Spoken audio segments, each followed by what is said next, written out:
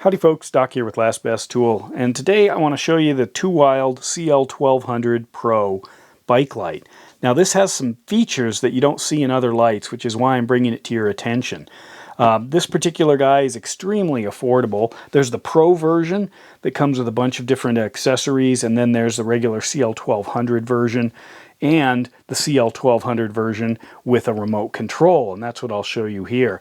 And it's on sale, and you can use Last Best Tool as a coupon code to save even more. But what's interesting is this particular guy right here has a remote control off to the side, so I can literally turn on the light and in fact cycle through it, control it, cause different features to illuminate or to activate, and then I can also shut it off. Now why does that matter?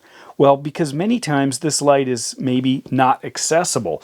It could be on your helmet, and that also opens up some other areas where we might use lights that are not strictly for cycling. This particular thing also has different mounts, such as this one. Sometimes the cockpit space up on the front end of the bike is a little restrictive, too many things going on, so the Pro version comes with this mount, which allows you to snap the light on, say the top, or I put a GoPro mount that it comes with on the bottom. It's a solid unit. It's on there snug, and that matters because you don't want it flying off, but you also you end up breaking these off if you know it's a bad crash, so being able to pop off isn't horrible. And because it's got these GoPro connectors, you can open up all the GoPro stuff you want for helmet mounts or different types of mounting on different or for different activities.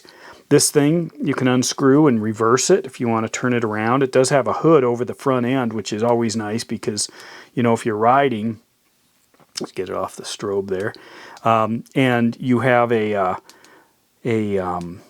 bright light sticking up on the front end right up there, it actually can get in your face. However, it does also have the light on the side, so if this is out in front, it is possible to see from the edge. Another thing, it's got a 5,000 milliamp battery, USB-C charging, and that means that you can also charge your phone with it. Now, a lot of lights in the old days, and this was my Taz 2000, this is a 2000 lumen light, whereas this is a 1200. This thing was way expensive.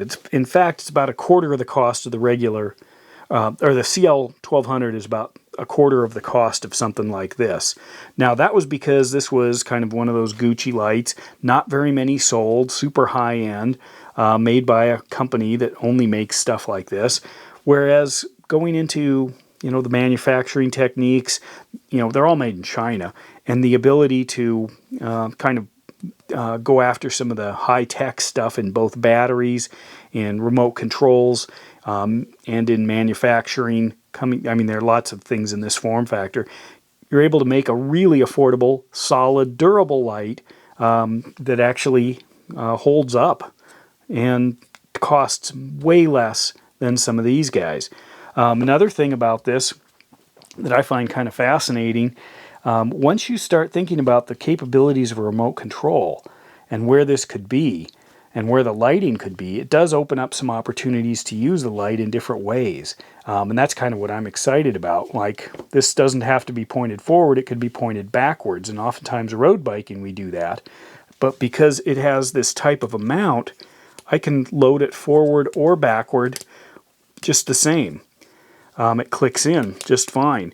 I have another mount. It's actually on a mountain bike at the moment, and it's a very fast on and off, which is important because these often get stolen if you leave them on and your commuting light. But it also allows you the capability of running maybe more than one light should you get a couple of these, which now really kind of is interesting. If I can easily just have one mount and have multiple lights. Another thing, on here you'll notice it's kind of blinking in a blue.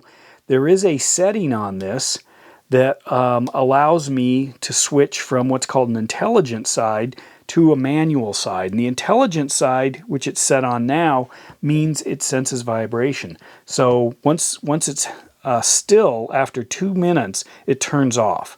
So if you park your bike somewhere and forget, you started your commute, especially now as, the sun's starting to go down earlier. Start your commute in the dark, and then you arrive where you want to be, but you forget to turn off your light because it's light out. This will shut off when it doesn't sense vibration anymore. And then after a certain amount of time, it totally shuts off.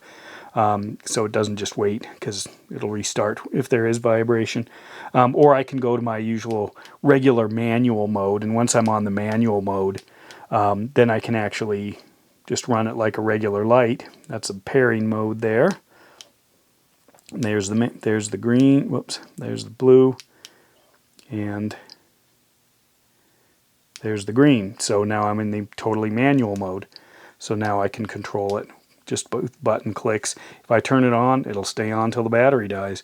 But anyway, this particular guy caught my attention, and I decided it's worth a try, and I've been using it, and absolutely, it's one of my new favorite lights right now, and it's way cheaper, and plenty bright enough, probably more durable than some of the older school ones.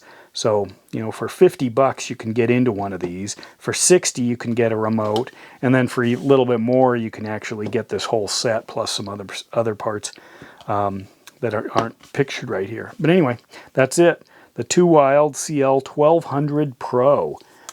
This is fascinating to watch how bike lighting is just getting so much better, so much more affordable, and so much more powerful with features I never even dreamed of. And with that, Doc out.